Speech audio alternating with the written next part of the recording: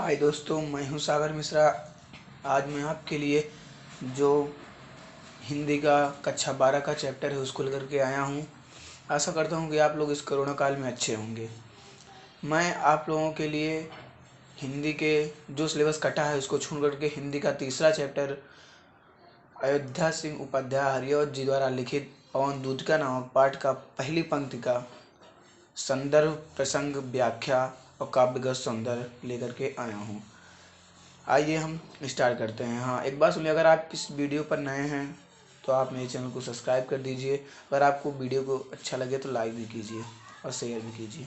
तो आइए दोस्तों स्टार्ट करते हैं। पहला लिखा जाता है, आप जानते हैं कि संदर्भ।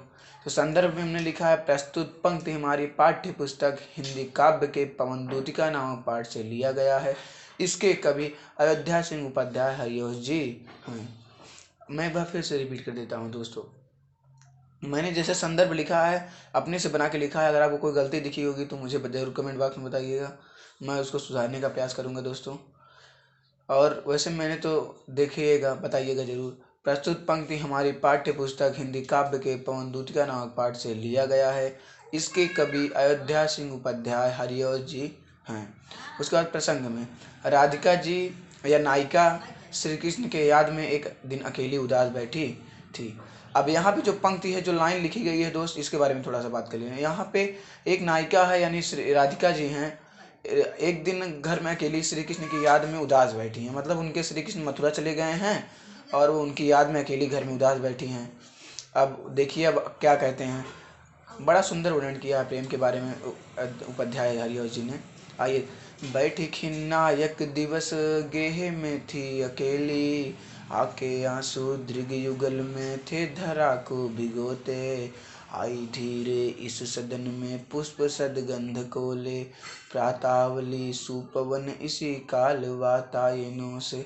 जहाँ लिखा दोस्त प्राति लिखी दिया है, वहाँ पे थोड़ा प्रातः रहेगा, आप डबल बूंदी लगा लीजिएगा। प्रातः, मुझसे गलती हो गई है, लगा लीजिएगा आप लोग। चलिए आइए शुरू करते हैं। बैठी खिन्ना एक दिवस। मैं आपको एक एक शब्द का अर्थ बताऊंगा। बैठी मतलब बैठी थी, खिन्ना मतलब उदास। खिन्ना मतलब क्या होता है दोस्त? उदास। खिन्ना का अर्थ होता है उदास। यक मतलब एक, दिवस मतलब दिन, गेहे मतलब घर में, अकेली मतलब अकेल। एक दिन राधिका जी घर में अकेली उदास बैठी थी। उसके बाद है दोस्तों, आके आंसू दृग युगल में थी धरा को भिगोते। मतलब उनके यादों में जब बैठी थी तब उनके आंखों से आंसू, दृग मतलब होता है दोस्त नेत्र, युगल मतलब दोनों। युगल का अर्थ वहाँ होता है दोस्त जहाँ शरीर से संबंधित दो चीजें हों। जैसे दो नेत्र होते हैं आपके, दो कर्ण भी होते हैं, तो यहाँ पर युगल का उपयोग किया जाता है। मतलब युगल का शरीर से संबंधित कोई जोड़ा है तो वहाँ पे युगल लगाते हैं। युगल का अर्थ होता है जोड़ा या दो। और दृग का मतलब होता है नेत्र, यानी दोनों नेत्रों से में थी। धरा मतलब भूमि को या धरती को, भिगोते मतलब गीला कर रहे थे। मतलब उनके दोनों आँखों से आया, दोनों नेत्रों से आंसू निकल करके भूमि को गीला कर रहे थे। आई धीरे इस सदन में पुष्प सदगंध को ले, प्रातावली सुपुन इसी काल वातायनों से। आप दोस्त इसका अर्थ यहाँ प्रातः काल से लिखना। प्रातः काल मतलब सुबह काल की हवाएं होती है। सु मतलब सुंदर होता है दोस्त। जहाँ सु लग जाए वहाँ अर्थ आप सुंदर लीजिए, जहाँ सा लग जाए वहाँ सहित।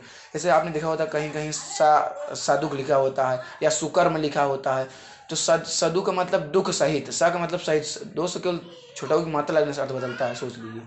सा का मतलब होता है सहित और सु का मतलब होता है सुंदर। तो यहाँ पे सुपवन है, पवन मतलब हवा या समीर बोल सकते हो आप। सु मतलब सुंदर, पवन मतलब हवा, मतलब सुगंधित हवा। इस काल, काल मतलब होता है समय, काल मतलब क्या होता है? समय।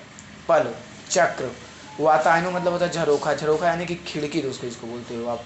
और धीरे मतलब धीरे से। सदन मतलब उसी समय। सदन का अर्थ दो भी होता है दोस्त, एक अर्थ होता है उसी क्षण और एक अर्थ होता है भवन यानी घर में। पुष्प मतलब फूल, जानते हैं। सदगंध मतलब सुगंधित, को मतलब चल रही है, ले मतलब ले करके। मतलब प्रातःवली सुंदर हवाएं, प्रातः काल की सुंदर हवाएं इसी समय खिड़कियों से घर के अंदर पुष्प की सुगंध को लेकर आ रही हैं।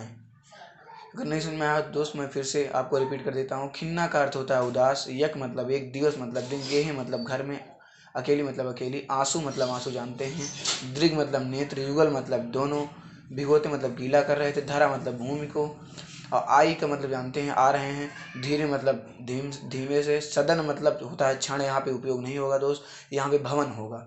सदन का अर्थ क्या है? भवन। पुष्प का अर्थ होता है फूल, सदगंध का अर्थ है सुगंधित, प्रातः मतलब सुबह काल की, सुपोन मतलब सुंदर हवाएं या सुंदर समीर, काल मतलब समय, वातायनो मतलब खिड़की से। देखिए फिर सब एक बार आपको अर्थ बता देता हूँ मैं अर्थ अकेले। एक दिन राधिका जी घर में उदास अकेली बैठी थी, तभी उनके आंखों श्री कृष्ण के याद में। एक दिन राधिका जी घर में अकेली उदास बैठी थी, तभी श्री कृष्ण के याद में उनकी आंखों से, दोनों नेत्रों से आंसू निकल करके भूमि को गीला कर रहे थे।